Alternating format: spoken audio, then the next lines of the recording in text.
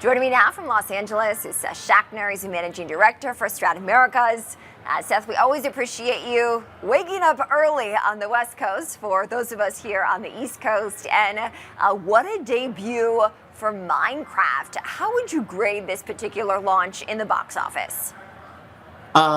This is one of these like blockbusters that sort of emerged. I think there was, some sense that it was going to be successful, but I think it took a lot of people kind of by surprise. Just it rocketed through the first weekend, and it's really grown internationally this weekend. And it looks like it's on track to be one of these pictures that kind of blows through the ether and gets to the stratosphere on the lines of Barbie, maybe the first billion-dollar picture.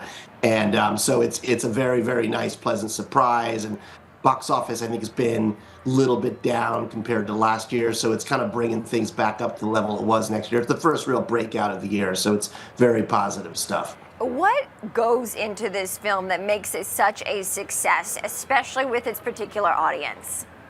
Couple things. I mean, this one hit like absolute gold with Gen Z, right? Younger demographic that I think a lot of the studios out here and streamers are struggling to figure out.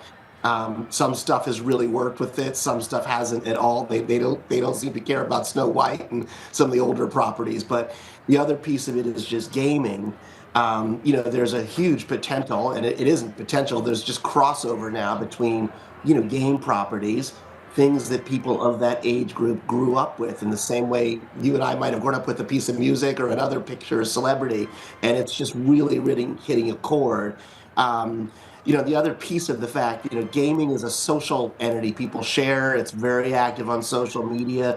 So even with, maybe not the hugest marketing campaign in the world, the thing has become a real juggernaut. So it's really great stuff. In this environment, Seth, how are you finding that consumers are taking to movies? It's very tough right now, Kristen, because there's been a lot of criticism that the studios made, really formulaic pictures, and everyone, particularly younger people, don't want to see rehashes, number two, number four sequels, basically. So actually, Hollywood's been releasing a bunch of really interesting new pictures that are independent or that are, unique, adaptations, if you will. And people aren't really paying attention. It's tougher and tougher to break through the environment with all the at-home options right now. So it's a very mixed and tough environment.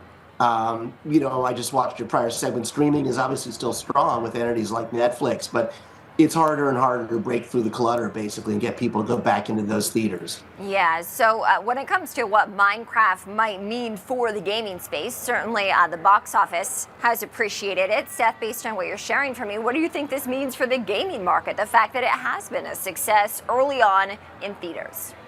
Yeah, no, it's a great question. Look, I think there's a ton of synergy, particularly for generations going forward, between games and traditional entertainment in general. So, I don't think every single game is going to work, but we've seen things like Five Nights at Freddy's and The Last of Us that originally came out of games, Super Mario Brothers, that will work.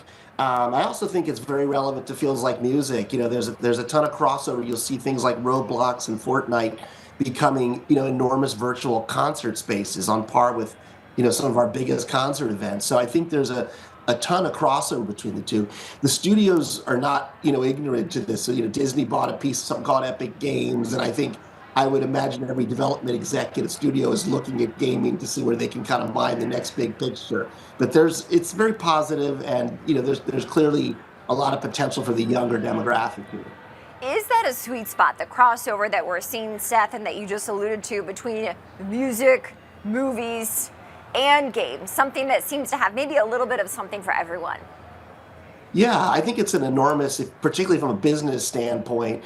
I'll point back to like a Travis Scott event on Fortnite, or some of the things you've seen with Roblox, which some of us might think about as gaming communities, but younger people see this as a concert or a town hall. And whether you're using avatars or seeing things live, the size of the audience that have shown up for these things is, 45 million, something like that. For some of them, it's just tremendous. So yeah, I think it's a real area of business potential, and I do think going forward you'll probably see a lot more synergy between the two, for sure. Interesting. What else is on your radar in the streaming space? Well, I'm always keeping an eye on, basically what's happening with the major streamers, and if there'll be mergers there. I think the thing that's come up in the last couple days there's been some very interesting reports on really how YouTube, which isn't always reported, is really now the king of all media. And what they're doing with everything under the sun, from music to football games, and the size of that advertising and subscription business.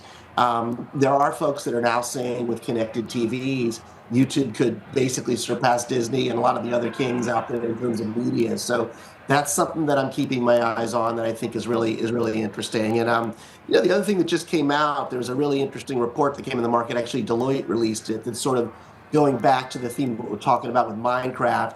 How social media is now really the center of gravity for everything, in terms of the entertainment world, and how so many of the younger people are much more loyal to influencers, to things that they're seeing in social media, whether that's Addison Rae or Charlie D'Amelio or Kim Kardashian, than they are to some traditional celebrity interests like a Brad Pitt. And I think you're seeing that as a big trend across the board. And I kind of got my eye on that for sure. Seth Schachner, Managing Director for Strat America, is joining us from the West Coast. Seth, thank you as always. Great to be here, Kristen. It's great to see you.